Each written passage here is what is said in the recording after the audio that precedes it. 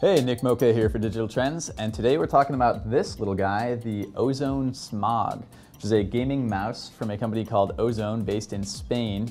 Definitely a sort of off-brand product, not probably one that you've heard of here in the US, where Logitech and Razer are sort of the go-to names for gaming mice.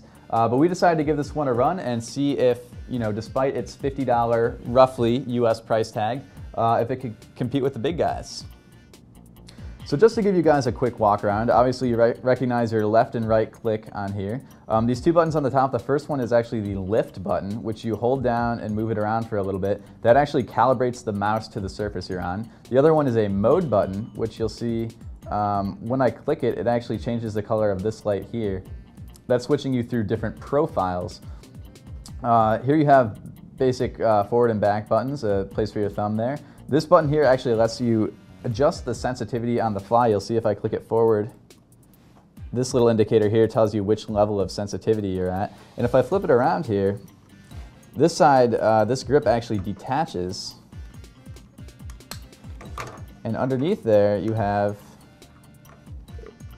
a box where you can put little weights. You can actually add, I believe, about 30 grams of weight to this mouse, which takes it from feathery light to actually pretty solid, pretty significant. So some of the things we really liked about the Ozone Smog, you can see on the bottom it actually has ceramic feet, which make it very easy to sort of slide along on a surface like this. This is, just a hardwood desk and it's almost like it's like ice on there. We also thought that all the LED lighting on here is actually pretty tasteful, not totally over the top, and pretty cool. You can see there's that bar in the back there, and if you turn it around that way, you almost have like headlights there up front as well. Again, tasteful, pretty cool. Obviously an important issue for a mouse, it fit our hand well. And I have probably medium or small sized hands, it fit me well, but we also tried it with other people that had larger hands, they thought it was comfortable too. So that's obviously, as I said, a huge issue for mice, and it definitely passes that critical test. So some of the things that we liked about this mouse also are some of the things we disliked. The ceramic feet that I mentioned earlier, they make it very easy to glide around in sort of large, sweeping motions, but when you get to make very small adjustments, I found it difficult personally to make, for instance, to get the cursor between two letters in Microsoft Word. It just feels like when you get down to very small motions, it's almost like they stick on the desk. And it makes it sort of difficult to make those minute adjustments that you need for Microsoft Word, or maybe if you're playing Counter-Strike or something to snipe somebody and hit them in the head.